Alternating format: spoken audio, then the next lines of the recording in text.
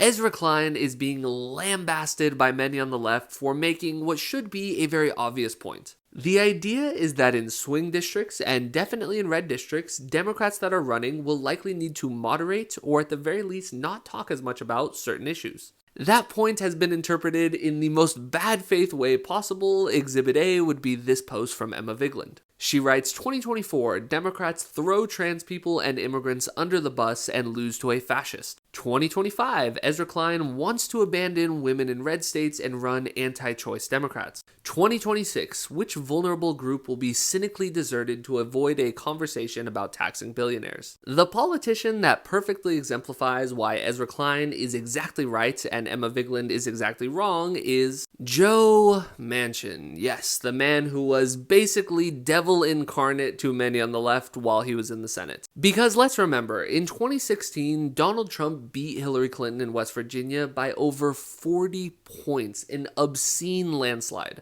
Yet, in 2018, Joe Manchin won re-election for his Senate seat in West Virginia as a Democrat. And one of the ways he was able to get away with this is that he is much more conservative than many Democrats across the country. But while in the Senate, and this is key, he still voted with the Democrats on many important issues. For example, there was a 50-50 Senate under Biden, yet they passed the Inflation Reduction Act because Joe Manchin was one of those votes. Was the Inflation Reduction Act perfect? Of course not. But Jim Justice is now the person that holds Joe Manchin's Senate seat. Jim Justice is a Republican. If he had been in the Senate when they were trying to pass the Inflation Reduction Act, we would have gotten nothing. While Joe Manchin was in the Senate, this is one of the things Emma Vigeland had to say about him. Joe Manchin epitomizes everything that's toxic about the Democratic Party: corporatism, weakness, cowardice, and most of all, conservatism. Okay, does Jim Justice represent any of those things? Because in West Virginia, he was the alternative. If we ever want something like Medicare for all passed, we will need giant majorities in the Congress. You are not going to get that, though, if you demonize every Democrat that does not agree 100% with the party line. Now, Joe Manchin is a really interesting example here because my guess is he's not voting for Medicare for all. But neither will the Republican that replaced him. Maybe West Virginia is not the place to depend on to pass Medicare for all. When you have large enough majorities, you don't need 100% of the members for every vote. Joe Manchin did have good votes on some things, and something